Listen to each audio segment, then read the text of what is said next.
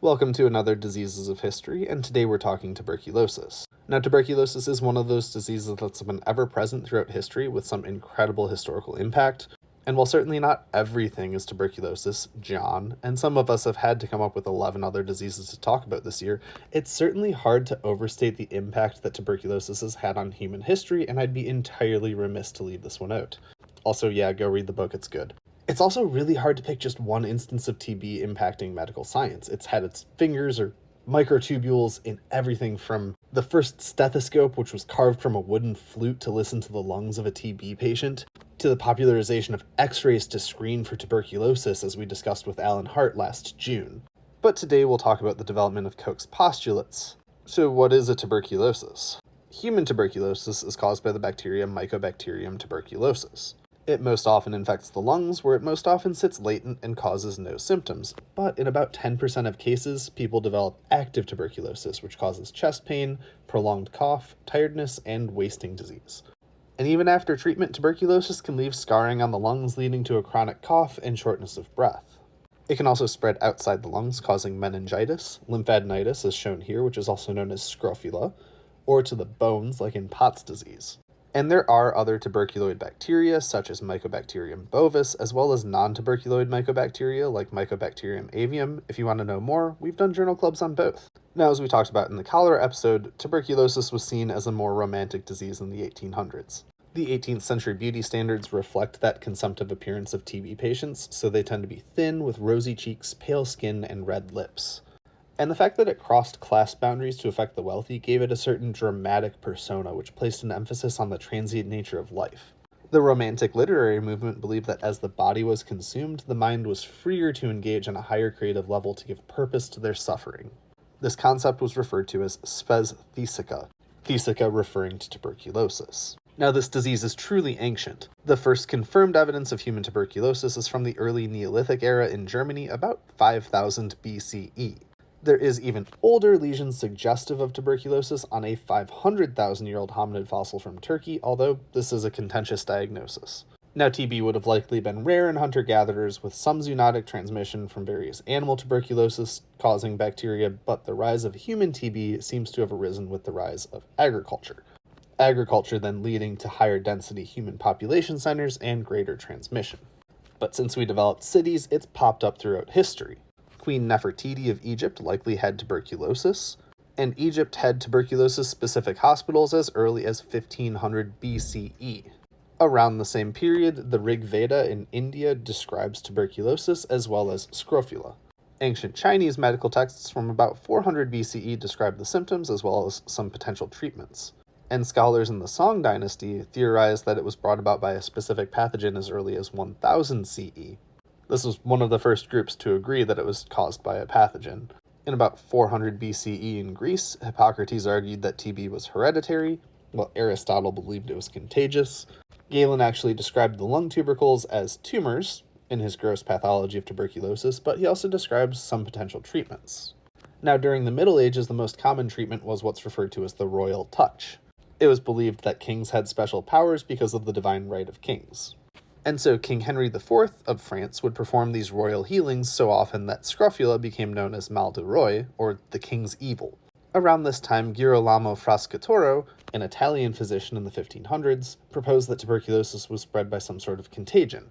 He uses the term virus, not in the same way we use virus today, but referring more to like a toxin. But he theorized that it was spread via fluids or direct contact with the infected. Now, at the same time, Paracelsus believed that tuberculosis was caused by the lungs failing to do their proper alchemy and so forming stony precipitates. He is the father of modern toxicology.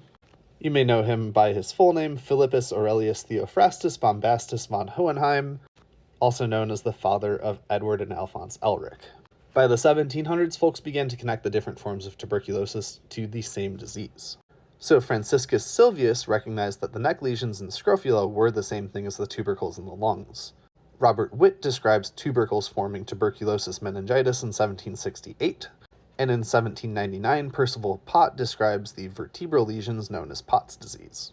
Now in 1720, Benjamin Martin did propose that tuberculosis was caused by one of those animalcules described by von Leeuwenhoek in 1695.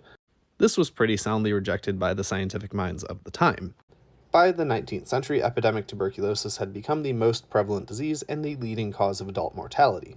In 1869, Jean-Antoine Villemin demonstrated that tuberculosis was contagious by injecting material from human patients into laboratory rabbits who then developed the disease. This experiment finally established that TB was in fact contagious. Now in 1871, a young Prussian physician working in Wolstein, now part of Poland, set up a private laboratory attached to his hospital exam room. He had received a microscope from his wife as a birthday gift. And if you take nothing else away from this story, just know that a microscope is always an excellent birthday gift.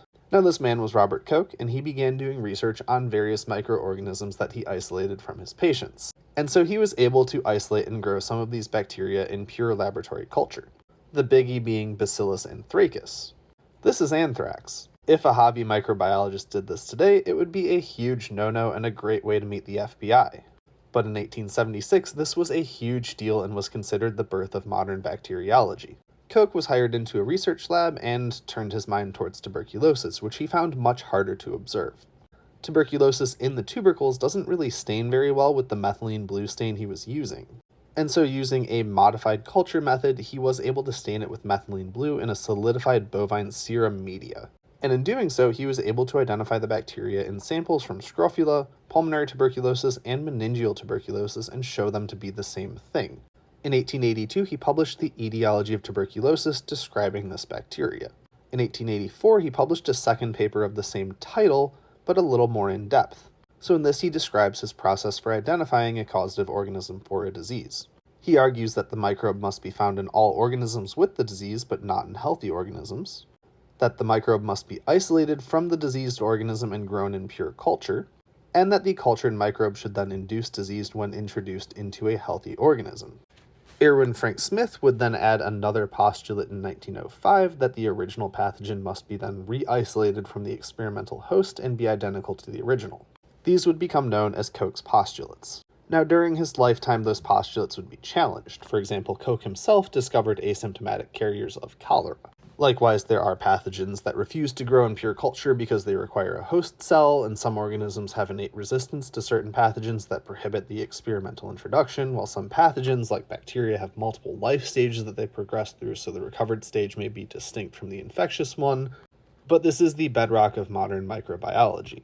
Now, in 1890, Koch developed an extract from tuberculosis culture which he called tuberculin, and he believed this would be the cornerstone of tuberculosis treatment. He thought it would act as a vaccine, and he developed this special shallow injection technique. Now, this did not treat tuberculosis, but patients with TB would go on to develop a swelling from the immune response at the site. So inadvertently, Koch also developed the modern TB test. Koch was awarded the 1905 Nobel Prize in Physiology for his investigations into tuberculosis.